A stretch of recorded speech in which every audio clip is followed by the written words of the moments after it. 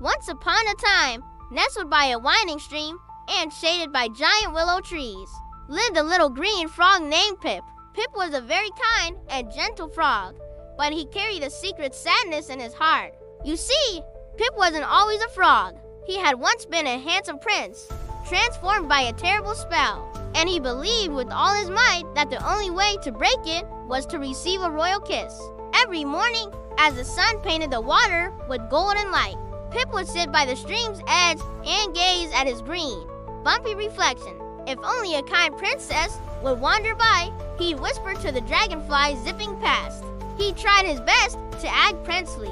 He'd deep puff out his throat in what he hoped was a regal manner and attempt a courtly bow. But these efforts usually ended with him tumbling awkwardly into the soft, squishy mud. The other frogs would just croak with laughter, not understanding his predicament. One sunny afternoon, while Pip was sitting glumly on his favorite lily pad, feeling particularly unfrog-like and very unprincely, he heard a sound. It wasn't a croak or a buzz. It was a very small, very distressed squeak. He looked around and saw a tiny field mouse clinging desperately to a wobbly piece of bark, being swept quickly toward the rough, tumbling currents of the stream. "Oh dear," cried Pip. In that single, heart-stopping moment, he forgot all about his lost crown, his enchanted past, and his desperate need for a kiss. All he saw was a little creature in terrible trouble. Without a moment's hesitation, Pip leaped from his lily pad and into the cool water with a splash. He was a strong swimmer, and he paddled with all his might.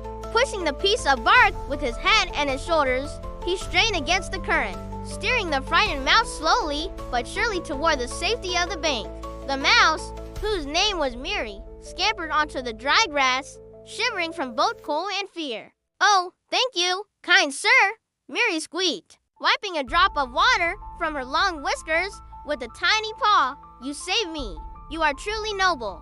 Pip just smiled, his wide froggy mouth stretching from ear to ear. As he watched Miri scurry off safely into the meadow, Pip felt a strange, warm feeling spread through his little green chest. It wasn't the zap of magic he had been waiting for, the kind that breaks a spell. No, this was something softer, something sweeter. It was a quiet, glowing feeling of helping someone in need, and it felt wonderful.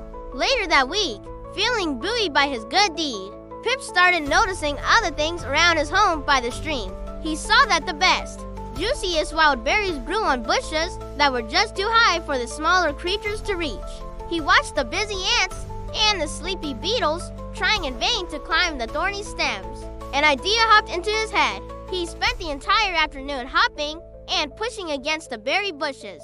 He used his strong legs to leap high and his head to gently nudge the branches, causing the ripe, sweet berries to tumble down to the ground. He didn't ask for thanks or any reward. He simply found joy in watching the tiny faces of the ants and beetles light up as they gathered the unexpected feast. He realized that sharing what you had and using your strength to help others brought its own special kind of happiness. His little corner of the world felt a bit brighter, and so did he.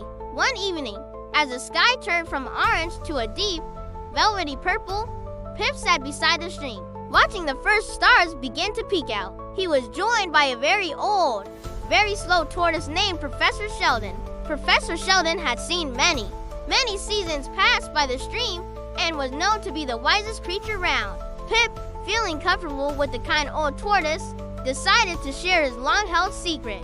"Professor Sheldon," Pip sighed, his voice filled with a familiar sadness. "I keep waiting for the magic to happen. I try to be kind. I help others whenever I can, but I am still just a frog. How will I ever become a prince again?"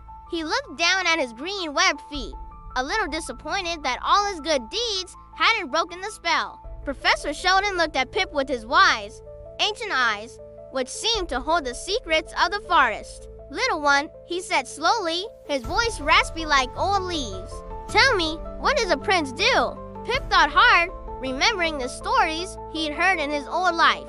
"A prince is brave," he began. "He is honorable, and he cares for his kingdom and all the creatures in it." "And what have you been doing this week, Pip?" Professor Sheldon asked gently. "Well," Pip replied, thinking back, "I saved Mary the mouse from the strong current, and I helped the ants and beetles get berries from the tall bushes. The professor nodded, a slow, knowing smile spreading across his wrinkled face. You acted with bravery when you saved the mouse, without thinking of your own safety. You showed honor by not asking for any reward for sharing the berries, and you cared for your fellow creatures. Your little kingdom by the stream. Pip, the true transformation of a prince is not in the clothes he wears or the crown on his head, but in the heart he carries. Professor Sheldon continued, that powerful magic you are looking for, the kind that truly makes the world a better place, comes not from a quick kiss, but from deep and consistent kindness. You've been performing that magic all along. Pip looked down at his green webbed feet, then back up at the twinkling stars. Suddenly, he understood. He didn't need a golden crown to be noble. He didn't need a palace to have a kingdom. Kindness had already made him royal in the truest sense of the word. He was Pip, the protector of the stream, the friend of the mice, and the helper of the ants. He was a prince right here, right now. From that day forward, Pip never worried about the spell again. He was far too busy living a life full of friendship and generosity. He still dreamed, but now he dreamed of new ways to make his little corner of the world a happier, kinder place for everyone. And that, dear child, is the most perfect and powerful magic of all. Good night.